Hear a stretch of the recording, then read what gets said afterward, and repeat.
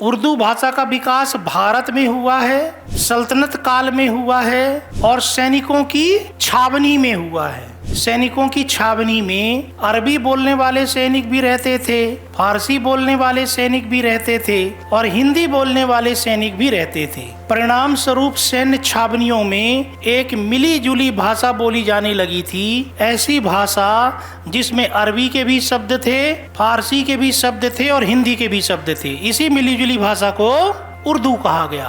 उर्दू तुर्की भाषा का शब्द है और तुर्की भाषा में उर्दू का अर्थ सैन्य छावनी ही है। उर्दू भाषा का सबसे पहली बार उपयोग अपनी रचनाओं में अमीर खुसरो ने प्रारंभ किया था और अमीर खुसरो उर्दू भाषा को जवान ए दिल्ली बोलते थे, क्योंकि उस समय सल्तनत काल में सैन्य छावनियां दिल्ली में ही होती थी, इसलिए दिल्ली में ही ये भाषा बोली जाती थी। यही कारण है कि अमीर खुसरो ने उर्दू को जवान ए दिल्ली कहा है। बाद में इसी को अमीर खुसरो हिंदवी कहने लगे।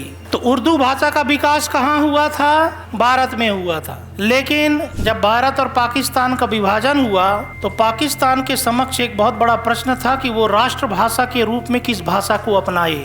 एक ऑप्शन ये था कि अरबी भाषा, दूसरा ऑप्शन था कि फारसी भाषा को राष्ट्रभाषा बना लिया जाए और कुछ ऑप्शन थे, क्योंकि पाकिस्तान के भूभाग में पहले बांग्लादेश भी शामिल था और यहाँ बंगाली भाषा ज़्यादा बोली जाती थी। पंजाब का भी कुछ क्षेत्र पाकिस्तान को मिला था जिसमें पंजाबी भाषा बोली जाती थी। पाकिस्तान में पश्तो भाषा भी बोली जाती थी, बलोची भाषा भी बोली जाती थी और सिंधी भाषा भी बोली जाती थी। तो पाकिस्तान के सामने प्रश्न यह था कि राष्ट्रभाषा के रूप में वो किस भाषा को अपनाए।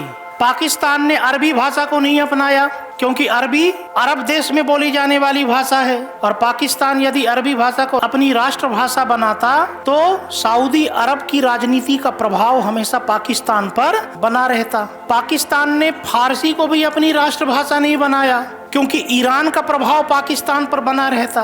और यदि पाकिस्तान अपनी कोई क्षेत्रीय बोली को अपनी राष्ट्रभाषा बना लेता, सिंधी को बना लेता या पंजाबी को बना लेता या पश्तो को बना लेता या बंगाली को बना लेता, तो दूसरे जो क्षेत्रीय भाषा बोलने वाले लोग थे वो इसका विरोध करते। इसलिए पाकिस्तान ने अपनी राष्ट्रभाषा उर्दू को बना लिया, क्योंकि उस समय पाकिस्तान की संसद में जो ज्यादातर सदस्य थे वो अभिजात वर्ग के मुसलमान थे और अभिजात वर्ग के मुसलमान अपनी रचनाओं में उर्दू भाषा का उपयोग करते थे। और जब पाकिस्तान ने उर्दू भाषा को अपनी राष्ट्रभाषा बनाया तो हमने उर्दू भाषा को त्याग दिया।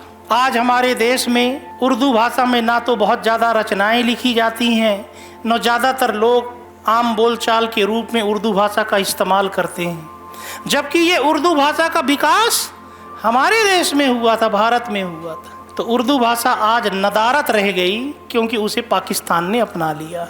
और जब पाकिस्तान ने उर्दू भाषा को अपनाया तो उसी समय विरोध हुआ बांग्लादेश में कि बंगाली को राष्ट्रभाषा बनाया जाना चाहिए, क्योंकि उस समय पाकिस्तान की कुल आबादी में से 55% आबादी बंगाली भाषा बोलती थी। लेकिन पाकिस्तान के संसद में अभिजात वर्ग के लोग थे और उन्होंने उर्दू को अपनी राष्ट्रभाषा बनाया था, इसलिए बांग्लादेश में स्वतंत्रता के लिए संघर्ष प्रारंभ हो गया और अल्टीमेटली 1971 में बांग्लादेश स्वतंत्र हो गया। तो बांग्लादेश का जो स्वतंत्रता आंदोलन प्रारंभ हुआ था उसके मूल में भाषाई विवाद था।